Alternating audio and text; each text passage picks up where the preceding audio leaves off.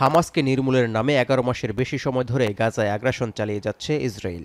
এতে গোটা মধ্যপ্রাচ্যে ছড়িয়ে পড়া উত্তেজনা চরম পর্যায়ে পৌঁছেছে। হামাসের সবচেয়ে বড় মিত্র ইরান ও তাদের সমর্থিত লেবাননের হিজবুল্লাহ এবং ইয়েমেনের হুতি গোষ্ঠীর সঙ্গেও ঘটছে একের পর এক হামলা পাল্টা হামলার ঘটনা। এবার রোববার সকালে ইয়েমেন থেকে ছোড়া একটি সারফেস টু সারফেস ক্ষেপণাস্ত্র ইসরায়েলি ভূখণ্ডে আঘাত এনেছে। এতে মুহূর্তে ছড়িয়ে পড়ে আতঙ্ক।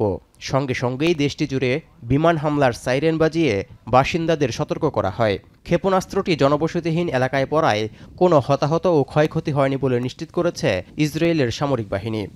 এতে মধ্যপ্রাচ্য উত্তেজনার পারদ আরও কয়েক গুণ বেড়ে যাবে বলে মনে করছেন বিশ্লেষকরা। এদিকে এমন উত্তপ্ত পরিস্থিতির মধ্যেই নিজ দেশের জনগণের বিক্ষোভের মুখে রীতিমতো নাস্তানাবুদ ইসরায়েলের প্রধানমন্ত্রী বেনিয়ামিন নেতানিয়াহু। শনিবার দিন গড়িয়ে রাতেও নেতানিয়াহু বিরোধী বিক্ষোভে উত্তাল ছিল তেল আবিব সহ বিভিন্ন শহর।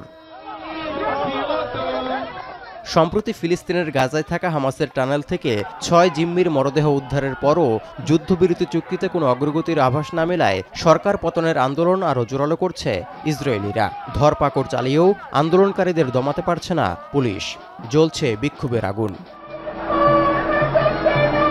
নেতানিয়াহু বিরোধী উত্তপ্ত স্লোগান ছাড়াও রং দিয়ে রক্তাক্ত রূপে হাত মুখ বেঁধে জিম্মিদের করুণ বেশে চোখের পানিতেও নিজেদের আবেদন তুলে ধরেছেন আন্দোলনকারীরা।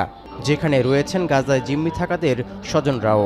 জিম্মিদের বাঁচাতে নেতানিয়াহুকে ক্ষমতা থেকে সরানো ছাড়া বিকল্প নেই বলে জানান বিক্ষুব্ধ ইসরায়েলিরা।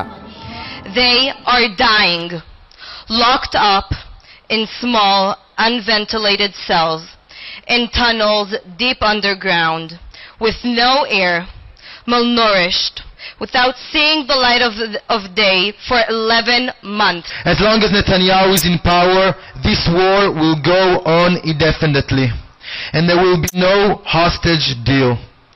To save the hostages' lives, Netanyahu must be replaced.